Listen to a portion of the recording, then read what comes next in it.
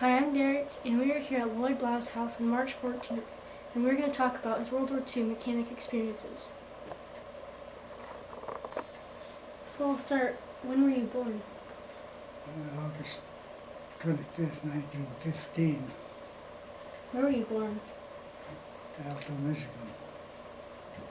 How many people in your family? 6 boys. How many brothers and sisters? There was 1 sister and 4 boys. There was 5 boys. Name them. Huh? Go ahead and name them. Oh, there's Irvin, Lester, me, and Ken. No. No, yeah. Where did you go to school? Logan. Did you go to high school? No, Where were you at Pearl Harbor? I was home. and just a weekend pass. And How did you hear about the bombing? over radio, and we supposed to report back to base, but we waited till night and then we left. So you were already part of the Army? Yeah, Did you draft or were you enlisted? we drafted. Were you married at that time? Yeah. How old? What was it? How old were you?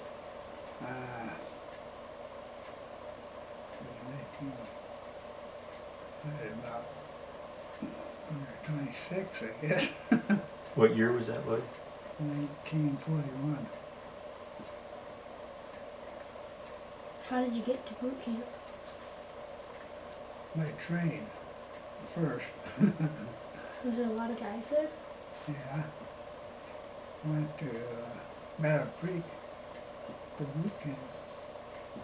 Then we got, then we got transferred to Silver's Field, Michigan, and that's where I guess I had the boot camp. What did you sleep in? What was that? What did you sleep in? Just barracks or? Yeah, we slept in barracks. Where'd you go after that? We moved right after that. Yeah. In Pearl Harbor, we left probably 2 weeks after Pearl Harbor, went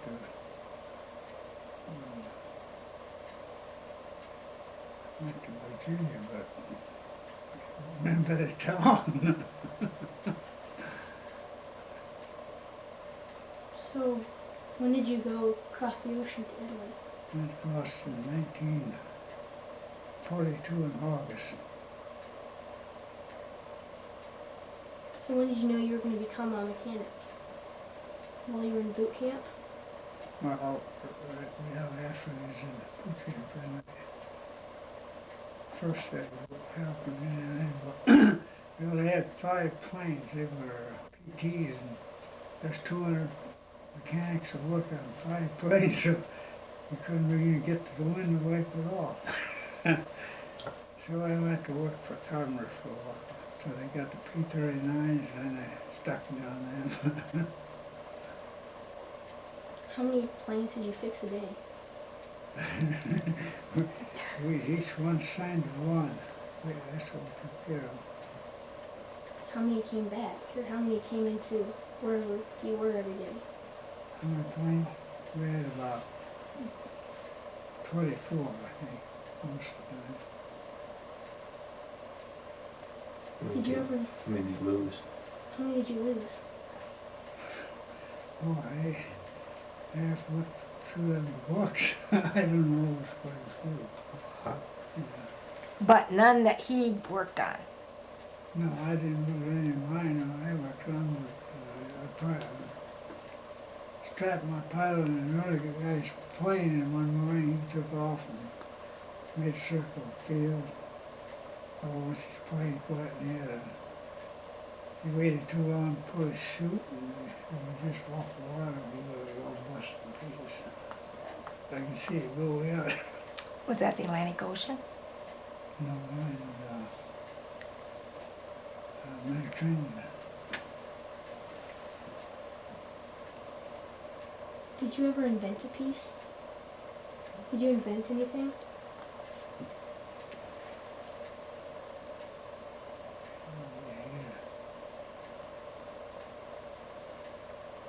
Didn't you invent a playing piece or something while you were... Plane? You invented Oh, yeah. something. On the Spitfire, we was having trouble. It was in Africa, sand. And when they take off, they get sand in the engine. And you get in a spark plug and a booster control. And we'd work about 2-3 hours on the ground to clean it up, get it back together. And I finally got sick of that, so I seen an old Messerschmitt's 109, took the strainer, gas strainer off that and mounted it in a Spitfire and run it up on the ground. It was all full of sand and leaves. But then you want to give us permission to put it on. We had to have permission from upper bracket. And then I finally got an English colonel that came over and looked at it and he said, Sergeant, that's a good installation. But I said, how? I'm supposed to stand 115 pounds. Yeah, I said, no. I'll put it on the air compressor and I put 150 pounds on it.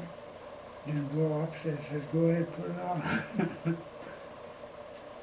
So that's why we got no more trouble. The planes used to fly out and get sand and then on takeoff. And then that'd stick and then they couldn't go any faster. It's just push ahead, it wouldn't go. That's why we put them on there. So it's a lot safer and we didn't have to fix them up when they come back. They go on a mission and they turn around because they're stuck. And then we had some new pilots, so they'd say, well, I think, they got cold feet. So they'd say, well, it's stuck when they come back. An excuse. I don't blame them. But then they put it on our problem, see? So I fixed that and I stopped that. What airplanes did you put that That was on? on Spitfire. On the Spitfires. But that was on what, on the air intake you talking about, or what were you filtering? Yeah, when we first went to Africa, they had scoops on the Spitfire floors. Then we got some nines, but didn't have scoops on, so the sand got in them. And the fours had that big thing for the building front, so and it wouldn't go as fast. That's why they left it off. When we get down halfway, it didn't look so good. Where were you in Africa? We was at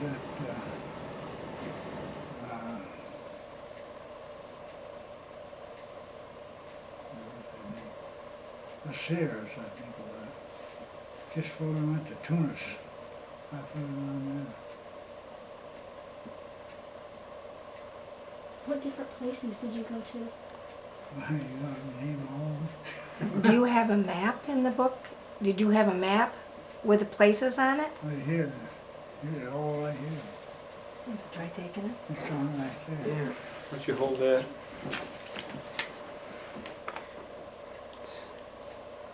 And you lined up. Let me see. There is a zoom on this, isn't there? Okay, let me try and... There we go. Hey, yeah, I think that might work.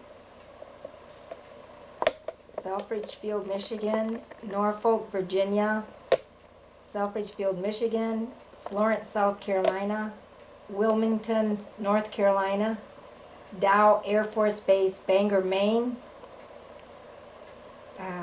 Grenier Field, New Hampshire, Grenier Field. Fort Dix, New Jersey, Brooklyn, New York, Port of Embarkation, and then Northern Ireland, Cox Hill, Lincolnshire, England, Croydon, England, Algeria, North Africa. Oh boy, La Senia Airport, That's right. Orleansville, Tlergma, Telegama. Teligama. I don't know the next one. Yolks, Lays, Yolks. Lays, Baines. Yeah. Tunisia, North Africa, La Serres, La Sabella, La Sabella.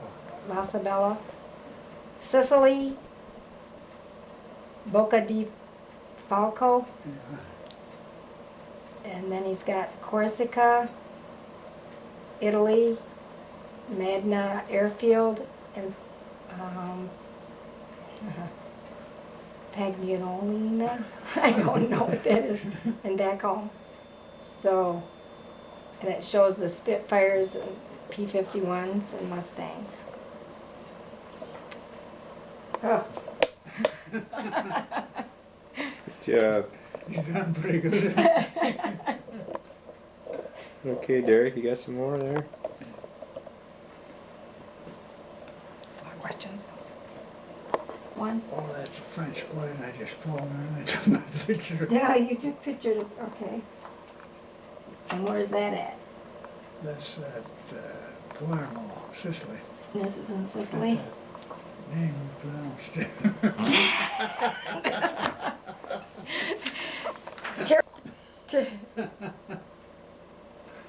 That camera really zooms in. That is really something. Did you take it? Yeah, hang on, let me.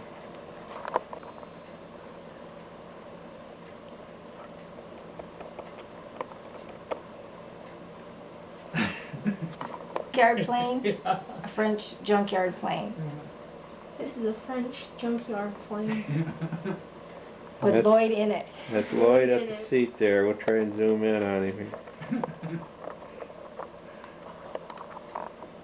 And now our tools won't fit the Spitfires because they're metric. Just want some auto wrench that fits. You know. So that box, they just, that's something like a home working wrench. And maybe a screwdriver, it wasn't much in that box. And then we used to file some of the American wrenches to fit their nuts. When that didn't work, we'd take a screwdriver and a hammer and take the nut and loosen it up and turn it all that way. And then we had some pressure wrenches which would fit anything, but you couldn't get them in. And that was because the Spitfire is a British airplane Yeah, and you had American tools. They had metric. Our, what they call American standard, I guess. Yeah. But he took that toolbox all the way through the war and brought it home. Yeah, for my love letters. And put his love letters in it. Love letters. Well, this brings up a whole new topic. Who was that from? That was from my wife. Oh, did Derek already ask you, did you get married before you left or when you? I Were you married?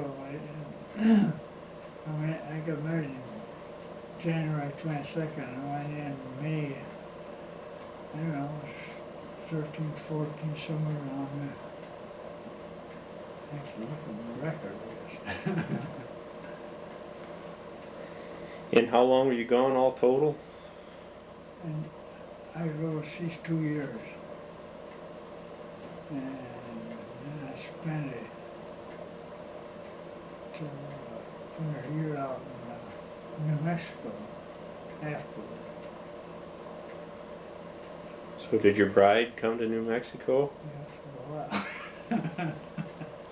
And her story is how much the wind blew out there and how much sand she got and everything. Every day it's with sand out. So where, was the war over by then or where? No. I was out in New Mexico when I got over with. No, wait a minute, it wasn't over yet. It was over in Germany. VE Day was over. Victory in Europe. They just invaded southern France when we came home. The other invasion was first, and then they had an invasion of southern France too. See, we was on that side of Germany, so they came home after the invasion of southern France. And the air opposition was getting less and less, and so they sent us home as we were so long we get a chance to come back. After 2 years of enough. 'Cause So what was your total stint altogether? 4 years and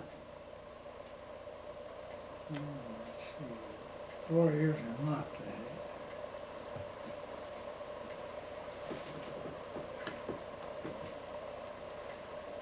What kind of food they feed you over there? Oh, we Spam? had, yeah, spam, dried eggs, Yum, yum. bully beef. Yeah, it is all right when you get tired of it after a while. You ever get a chance to eat the local food, Italian or anything like that? No, Right. no, I never got away from folks very much. I wouldn't like some of them to go out and get drunk.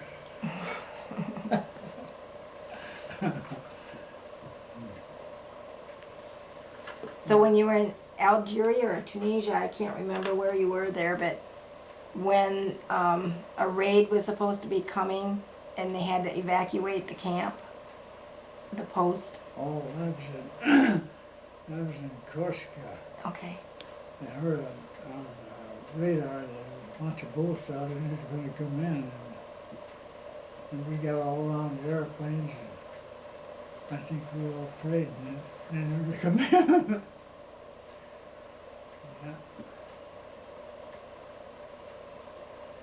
So how was that now? They had you surrounded? No, it was out in the water. Radar picked up the German boats out there, and they figured they're going to come in. They finally never went, turned around and went. Hmm.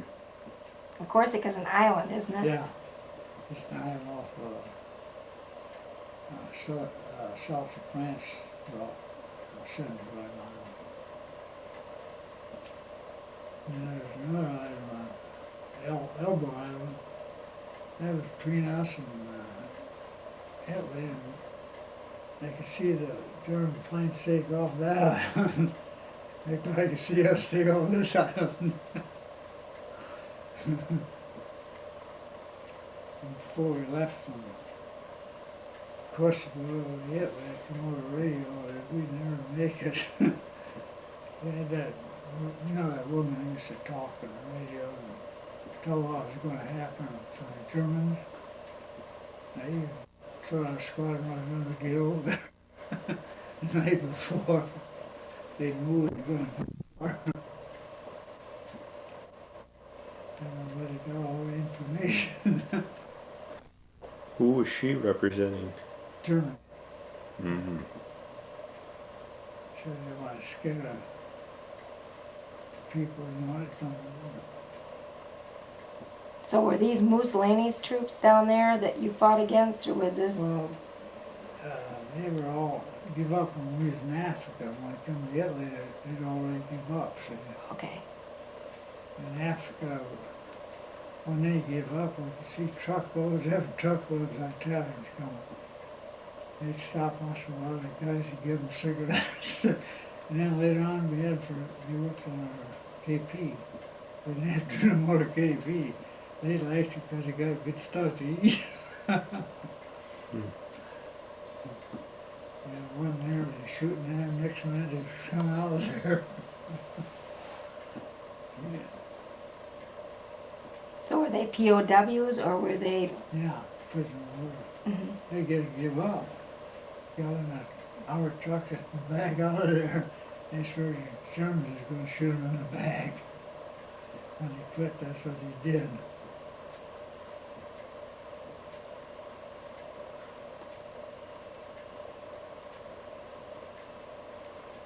So let's see, how far did you get up into Italy? It was on the East Coast, up, not too far, but the Asiatic Sea, I think, last winter. Did you get any R&R before you came home? Any what? Rest and relaxation? Oh, yeah. Not till you got home? So we come back on the boat and they started us on the boat. Are these the ones that sold off? Yeah, they sold rations and black market to the Italians and skimped us on the way back. You get 2 meals a day and walk around and gnawing in your gut. Yeah. Did the man get in trouble who did that? Yeah, they had all sorts. When we got off, yes, every one of them had enough to eat. He must have got it.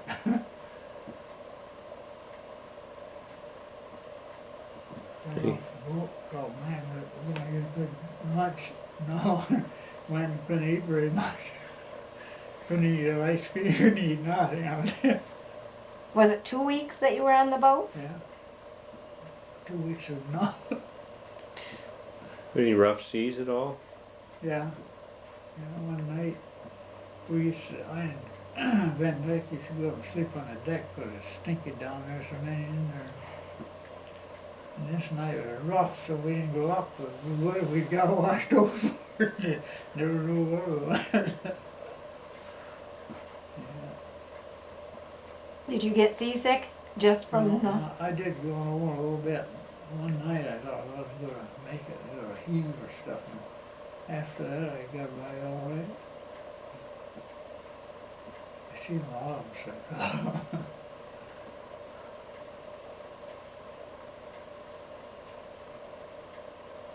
How high off the water was the deck of the boat? One way I won about 60 feet. I had men ship, you know. And it took us a half hour to get up to where we wanted to go, to jump off. And I had it down to 5 minutes after a while. You get up there and run as fast as you can, go upstairs, and you get out of the boat. And then you look down, you see all in bed behind you. I didn't know. I dived down there, it hit on me anyhow. I saw if I get down, I'm standing on the water while I'm getting wet. You So I jumped? come up. So you jumped off a 60-foot deck? Well, that's what we had to jump. We didn't, but it was torpedo head or whatever. Oh, I see. That was just bending ship drill. What was the name they called you in the Army? I call my shorty. Who named you that? I didn't know somebody did right away. They're done. When we was learning boot camp, they were supposed to be saluting, and then I'd salute like this, you know. You know, the sergeant said, "What do you think you are, a Boy Scout?" I said, "Sorry, that's all I got." He looked at me. Did that happen more than one time? No, just there, yeah.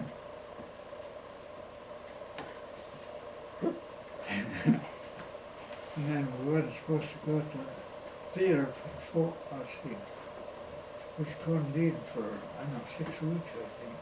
Was supposed to go to the theater. So I went one night to the theater, and he must have been there, and he said, "I see some of your guys was in the show last night." No, I said I was, and I don't know what I said, the rest wouldn't answer. He says, you're all right. Only truth wasn't only one that tells the truth in the whole bunch.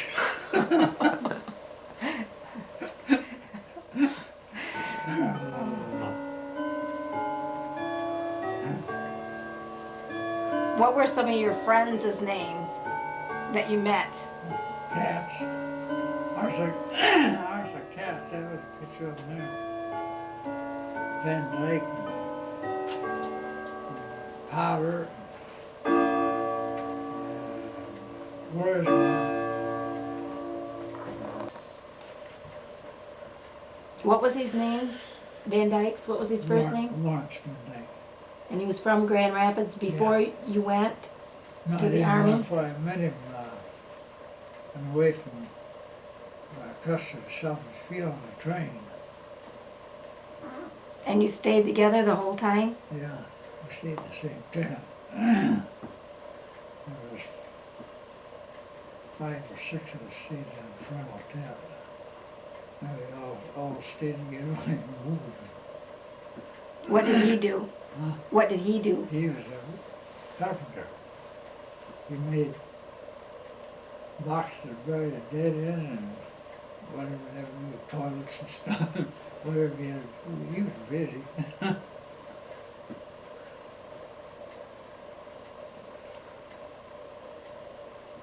the rest were poochies, I guess, caps and topping and woolers and God, I guess. I was out watching, they usually bombed the harbor, the Navy down below. We was on kind of a side hill, and this particular night we dropped some flares on our field. I was outside the bomb shelter watching, see like they were shooting down some German planes. And all at once I heard a buzzing noise, and I dove down the stairs down this bomb shelter. I slid down most, and that thing hit only 50 feet from the hole. Yes, I knew when I was watching bomb. Yeah, you could hear it. Good thing you could hear it. Did you have any other close calls like that? No, that was close. That was close enough. Was there any other, did any other bombs hit your base then that night? No, they had done the air for that's about the only one that dropped. They couldn't see me, could they?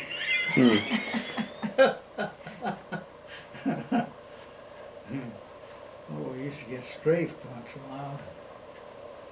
When we first went in, it was by, they had trenches dug down by the airplane on a V. It's about 10 feet deep. We couldn't get out of it. It's some old 5-gallon cans we made like steps so we get back out. We didn't dig these holes. Either the English or some of the others before us dug them. That was at Bone. First place we went in combat in Africa. They'd pick out on half the squad and go up the front and really have to stay back, so once they got hit, they'd have some start with again. I always got in the first issue on it. I only missed it once. I was going to this town down in Southland. Same name as this. Can't think of it right now.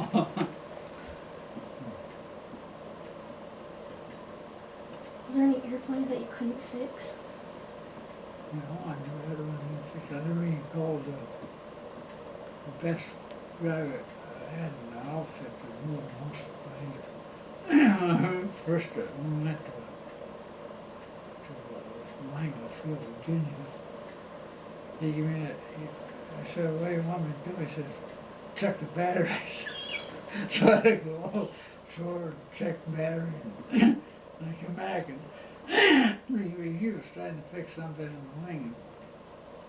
He swore and threw stuff down, walked out there, and I looked at him and see what he was trying to do, so I fixed it. When he come back, I had the bowl all in fixed up. What do you do? You couldn't hardly get it done, you know. So after that, I didn't check battery anymore.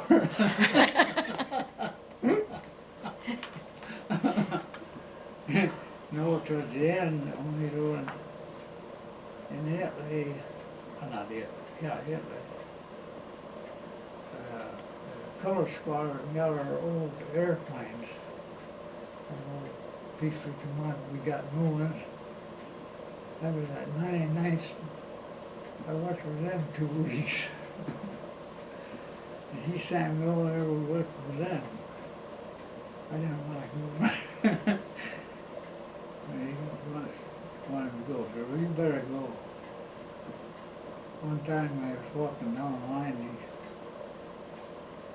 yelling. He said, "What's wrong with this airplane? It's flipped."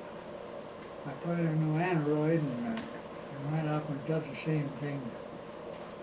It floods all the altitude.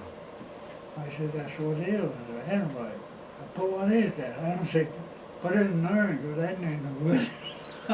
You put it in there and it's okay. Yeah. Another time we couldn't get a carburetor, it wasn't my place, it was my buddy's next to him, and the carburetor on the wall with the men. So I told him I wouldn't fix that, you know. So we took the carburetor off and there was a speck of dirt in the float of needle valve. Took it out, put it back on, and we was working out the old sergeant come along. I told me, he said, "What the hell are you doing there?" Well, I says, "You know you ain't supposed to tear that apart." I said, "No, but you get us another one then so we can put it on there." I ain't got one. And they said, "I didn't see you. You drove away." We put it back there and run it up, it was fine.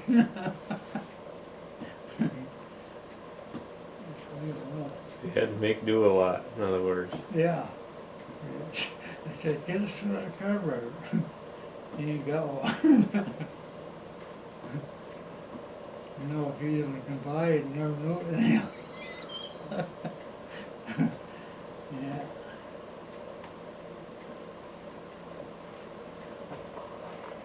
So 24 mechanics? There were Yeah, 24 well, of you working yeah, together? they had 24 and then they had assistants. You had assistants, but I never had one who was on the KP or guard duty. Your assistant was? Yeah. I usually worked alone. I had time to fix mine, I go help some of the other guys too. Now, your hands were smaller than the other guys. Did you have to do some things that... Yeah, they got me a lot of time to get in where they couldn't. Had a smaller hand, I could get in through the wall. Those airplanes are, you think these cars, you know, you're looking at the car, how close they are, everything. Them were worse yet. Had everything packed. Where were those airplanes made? This P-51 is a North American company. And Spitfires, they were made by, you couldn't take a cowling off of a Spitfire and put it on there, and it's all done independent and the holes wouldn't match. And our planes, you could take a piece off and take it over and there and stick it right on and fit. And there's one, they must have just had guys working a bunch of holes in it. They didn't stop to look where they were.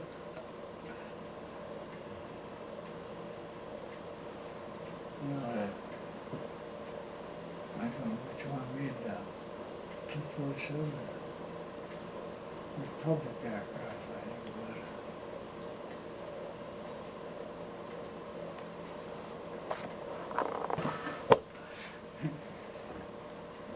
I didn't know what to write one time, so I just rolled it all on it and cut the center all out of the center away. And they censored your mail anyhow, so I made believe they censored it, and she got it. Sent it back to it, just write the rest of it. She caught on that he bluffed. Because he cut the whole center out of the letter. He didn't write anything. He didn't feel like writing that day. So he just cut the center out and sent it back. And she figured out that he'd done it. So she sent it back and said, "Write something." That's when he knew he had his hands full. Fill that in, I hope. Yeah, he told us, the sergeant says to me, "We go move that building and make a mess of all of it." Van Dyke wasn't there yet. I said, "I'm working on an airplane." He said, "No, you go and do that." But I tear down the road, I tell him break and move it to where we setting up for a mess hall.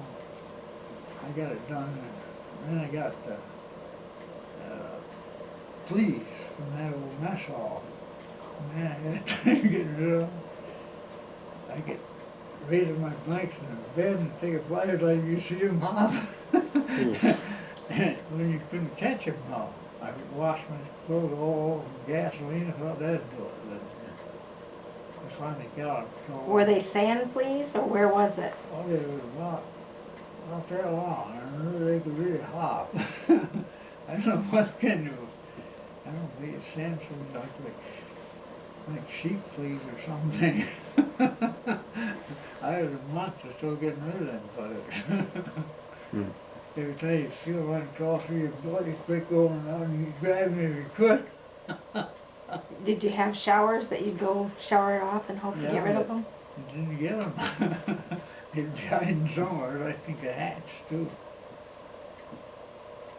But then when I see any more Italian Gregs. Midnight said, oh, you can make him leave. I should have caught one and put in his bed. He said, you should think it was there. I said, go ahead. I should have, the light and you can see him hopping in there.